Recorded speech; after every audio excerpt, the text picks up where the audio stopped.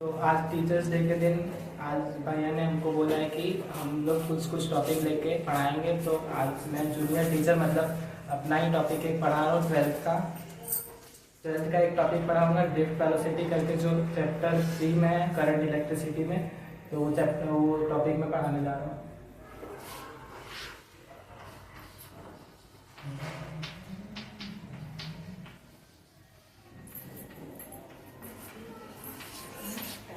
Drift velocity क्या है? तो जब किसी कंडक्टर में, जब उसको एक्सटर्नल सर्किट से मतलब जब किसी कंडक्टर में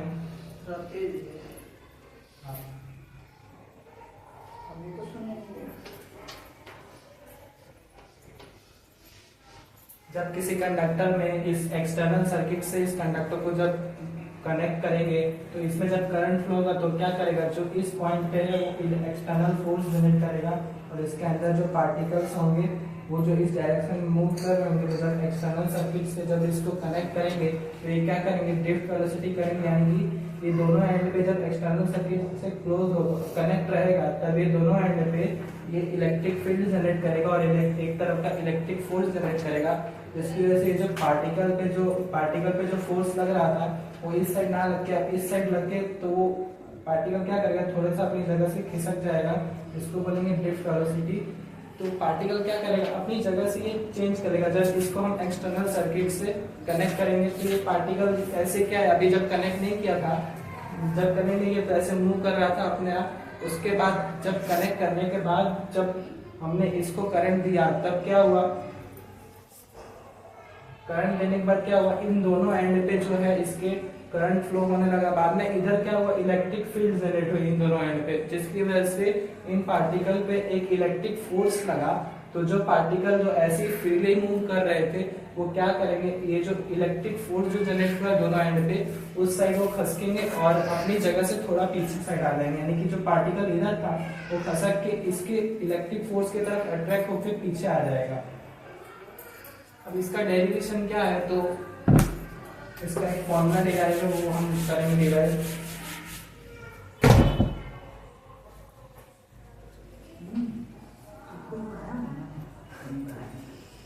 एक कंडक्टर है जिसका एरिया L है, लेंथ L है इसकी।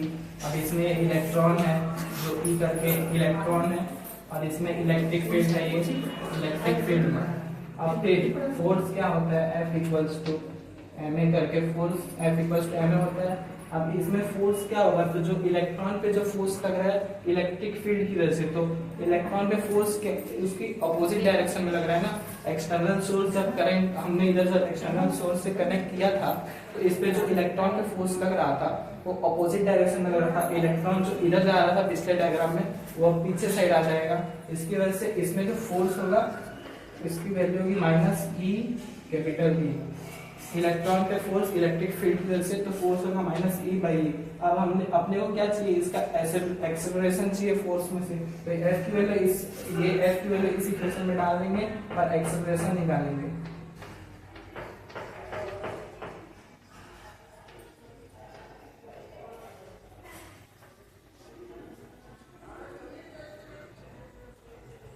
उसके बाद इक्वेशन ऑफ मोशन क्या कहता है, तो इक्वेशन ऑफ मोशन ये कहता है V equals to U plus AT। अब इधर जो पार्टिकल होंगे तो वो एक तो होंगे नहीं, बहुत सारे पार्टिकल होंगे, तो हम एक के लिए ना लिख के n नंबर के पार्टिकल पे लिखेंगे। तो ये V1 लिखेंगे, V1 equal to U1 plus AT1, V2 equal to U2 plus AT2 up to Vn तक जाएंगे हम लोग।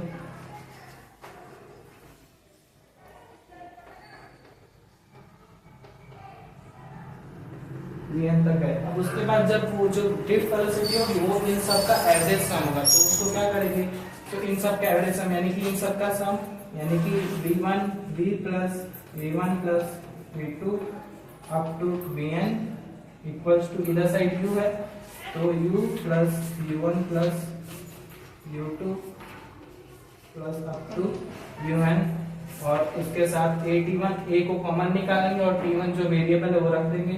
ये कॉमन निकाल के T1 plus T2 plus up to Tn ये होगा। उसके बाद इन सब का average sum divide by n करेंगे तो हमारे पास एक फॉर्मूला आएगा, उसको भी अलग कर देते हैं।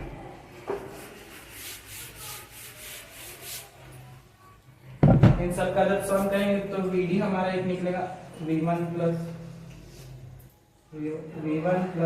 V2 plus up to Vn by n equals to V1 plus V2 up to divide by n plus a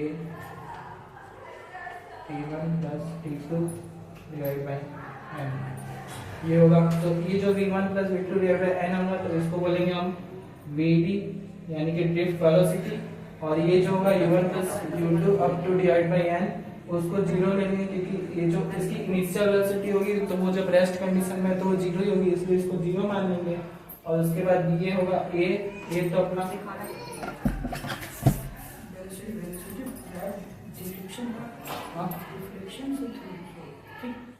तो ये a होगा अपना a, और T1 plus T2 by n करेंगे तो वो आएगा टाउ।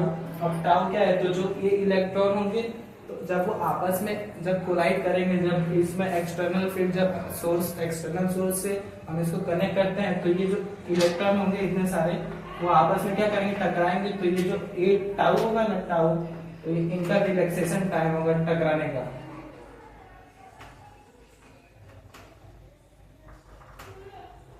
पार्टिकल के टकराने का रिलैक्सेशन टाइम होगा एक टाउ। जो पार्टिकल यहाँ पे कंडक्टर में होंगे जो आपस में कोलाइड करेंगे तो टाउ उसका रिलैक्सेशन टाइम है। तो हमारा इधर फॉर्मूला निकलता है ड्रिफ्ट वेलोसिटी का VD equals to a tau. ठीक है, इतना था टॉपिक में, बाकी काम